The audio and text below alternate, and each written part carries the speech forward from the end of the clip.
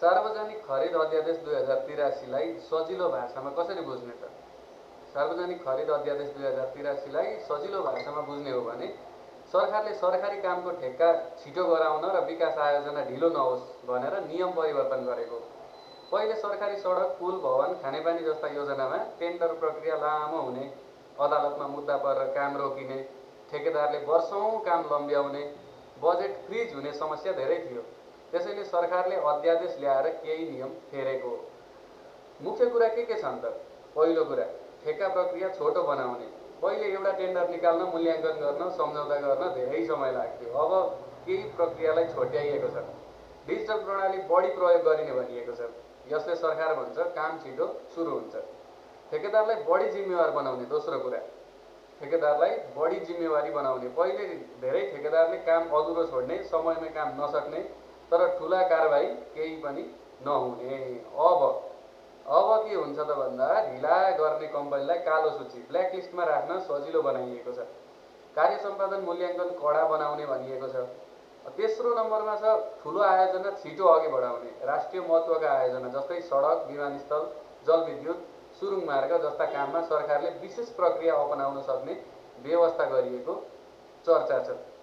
यसको उद्देश्य के हो त? अब विकास रोकियो भनेर आलोचना कम गर्ने। चौथोमा छ कानुनी झन्झट कम गर्ने। पहिले टेन्डर हालेपछि अथवा टेन्डर हारेपछि, टेन्डर हालेर जब जुन कम्पनीले टेन्डर हार्छ ती कम्पनीहरूले धेरै उजुरी हाल्थे। अदालतमा मुद्दा गएर आयोजना वर्षौं रोकिन्थ्यो।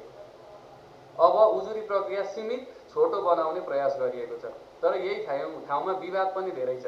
किन विवाद भइरहेको छ? आलोचकहरू भन्छन् भ्रष्टाचार बढ्न सक्छ। यदि प्रक्रिया धेरै छिटो बनाइयो भने प्रतिस्पर्धा कम हुन सक्छ, मिलेमतोमा ठेक्का दिन सजिलो हुन सक्छ। दोस्रो कुरा, संसद छलिएको आरोप। सामान्यतया यस्ता ठुला कानुन संसदमा छलफल भएर आउनुपर्छ, तर अध्यादेश संसद नचलेको बेला सरकारले सिधै ल्याउँछ। त्यसैले विपक्षीले भने सरकारले बहस बिना नियम फेर्यो। तेस्रो नम्बरमा छ ठुला ठेकेदारलाई फाइदा। केहीले भन्छन् नयाँ नियमले साना कम्पनीभन्दा ठुला र पहुँच भएका कम्पनीलाई फाइदा हुन सक्छ। साधारण जनतालाई के असर के? यदि राम्रोसँग लागू भयो भने सडक छिटो बन्न सक्छ, आयोजना समयमै सकिन सक्छ, सरकारी खर्च कम हुन्छ। तर कुनै पनि कुराको एडभान्टेज अथवा पोजिटिभ पक्ष मात्रै हुँदैन।